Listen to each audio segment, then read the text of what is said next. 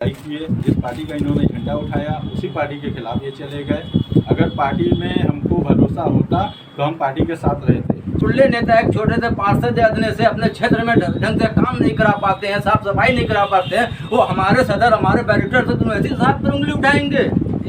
तुलना ये नहीं की जा सकती। वो तो अपने क्षेत्र में नहीं जाने जाते हैं तो उनको क्या करेंगे। के अंदर 3 बालिस्टर है, डॉक्टर भीमराव अम्बेडकर साहब, एक जी और तीसरे बालिस्टर वैसी साहब। और वैसी साहब के ऊपर जो लोग उंगली उठाते हैं ना, आज मुसलमानों की लीडरशिप खड़ी हो रही है, इससे लोग थर्रा रहे हैं, चाहे सपा वाले हुए, चाहे बसपा वाले हुए, चाहे भाजपा वाले हुए। अखिलेश यादव किसके दम पे कूदते हैं? क्या % यादव का वोट है? सारा वोट तो मुसलमानों का है, उससे लेकर वो लीडर बने हुए हैं। आज हमारे खाने पे प्रतिबंध, आज मेरे पहनने पे प्रतिबंध, आज हम दाढ़ी रख के चल रहे तो अब दोबारा है। आज एक मुकदमा हो रहा है, बनारस वाले मिश्रा के नाम मुकदमा हुआ, अखिलेश यादव जोर शोर से आवाज उठाया है। आजम खां बंद हुए, अखिलेश यादव कभी गए मिलने के लिए जेल पे है या कभी उनकी बात उठाई? इरफान सोलंकी अभी जेल के अंदर है एक छोटे से मामले में, उसके लिए अखिलेश यादव ने कभी आवाज उठाई? ये मुसलमान भाइयों को सोचना चाहिए।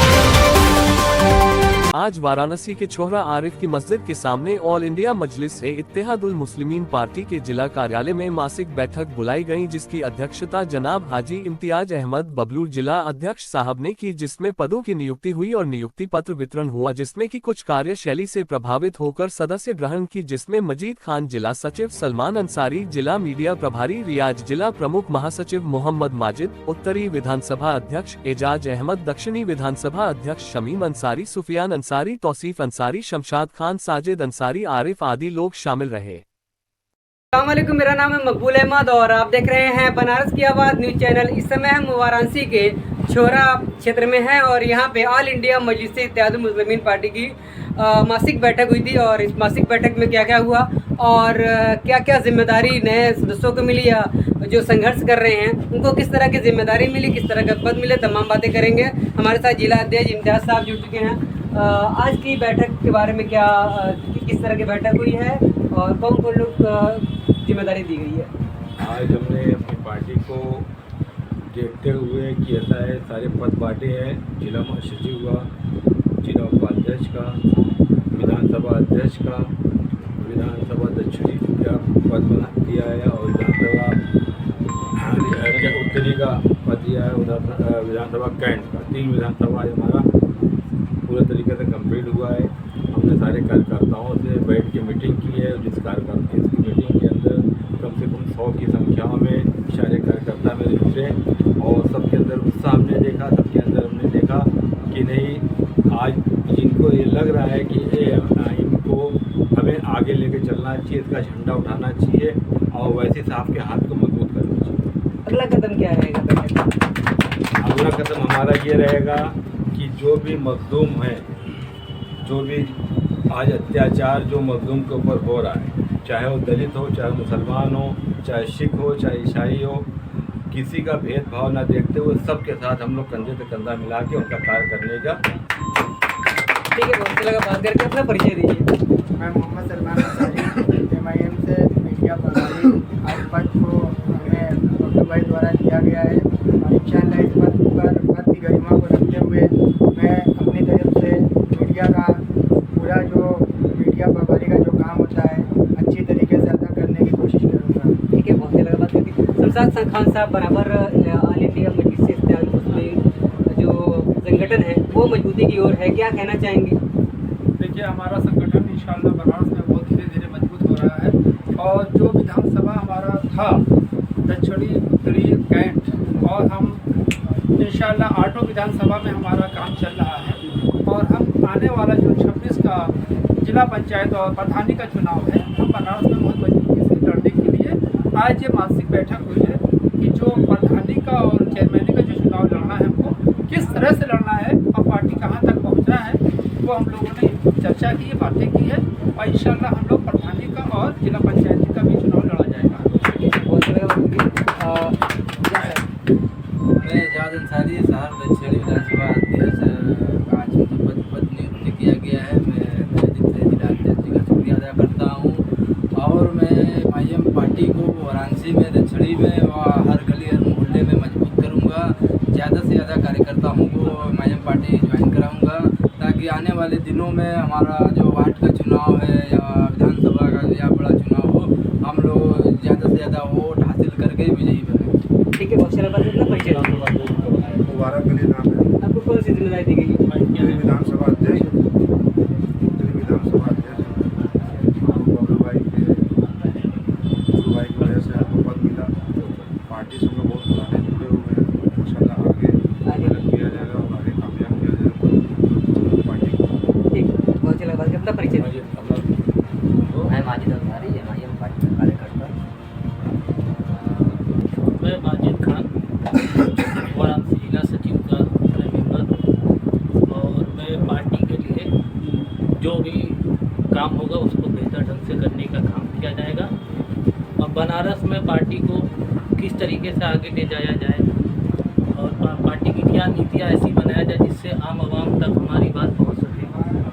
जो भी पार्टी के लिए बेहतर होगा हम लोग उसको आगे बढ़ाने का काम करेंगे। ठीक है, बहुत अच्छा लगा बात करके। यहाँ पे और लोग भी हैं, अपना परिचय दीजिए।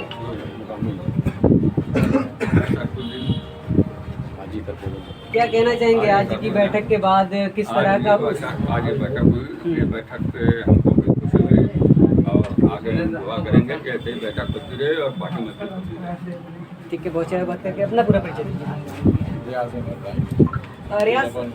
रियाज साहब, बराबर ऑल इंडिया मजलिस इत्तेहादुल मुस्लिमीन में एक तरफ जो कमजोर मजबूती की ओर जा रही है, वहीं दूसरी तरफ बनारस के हैं वो सब ओवैसी साहब को भी संविधान सिखा रहे हैं। क्या कहना चाहेंगे उसको? देखिए, ये छुटकुल्ले नेता हैं और इन लोगों को किसी तरीके से पैसे के बल पर और लोगों को बहका कर पार्षद बनने हैं। इन लोगों की कोई वजूद नहीं है। जिस पार्टी में थे उसी की बुराई किए, जिस पार्टी का इन्होंने झंडा उठाया उसी पार्टी के खिलाफ ये चले गए। अगर पार्टी में हमको भरोसा होता तो हम पार्टी के साथ रहते, चाहे वो टिकट हमको मिले या ना मिले। लेकिन इन्होंने, पार्टी ने टिकट नहीं दिया और वापस वो निर्दल आके चुनाव लड़ने का काम किया।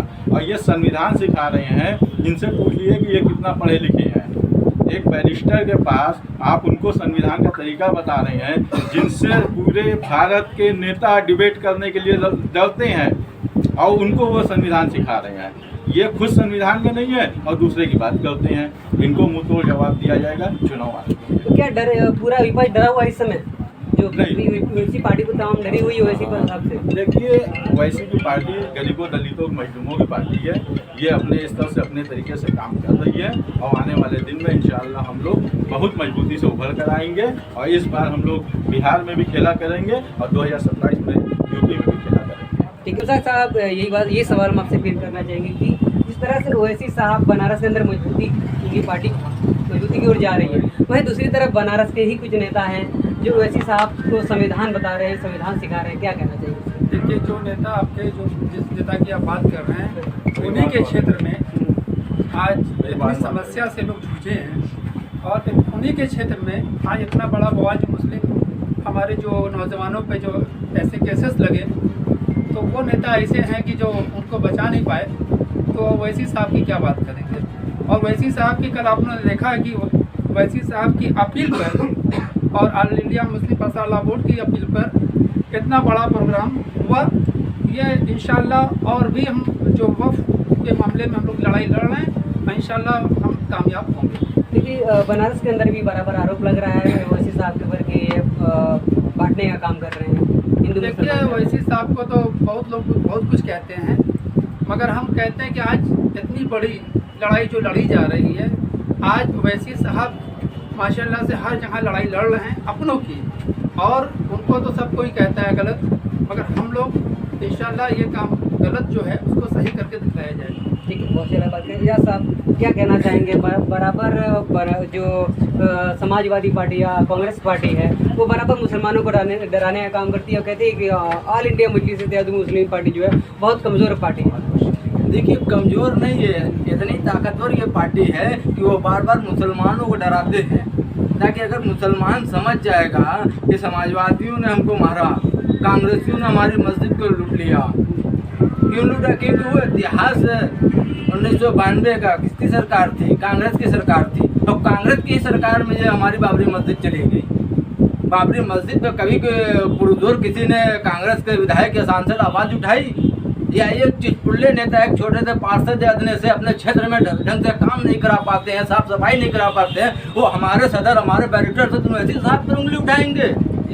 गंदे पानी में उनको बंधक बना ये केवल जो है मुसलमानों को बार बार डराने का क्षेत्र में वार्ड नंबर 88 में काम किया है। इन्होंने वोट भी जब उस समय मांग रहे थे तो हम लोगों की पार्टी की छवि बहुत अच्छी थी, इनके खुद एरिया में बहुत अच्छी थी, लेकिन कुछ समय उस समय लोगों को भ्रम में डाला, लोगों को डराया कि मजलिस को वोट ना करें, भारतीय जनता पार्टी जीत जाएगी। जबकि भारतीय जनता पार्टी का वोट केवल 1000 थे और उनको उन्हीं को 1000 वो 1100 या 1050 वोट उनको मिला।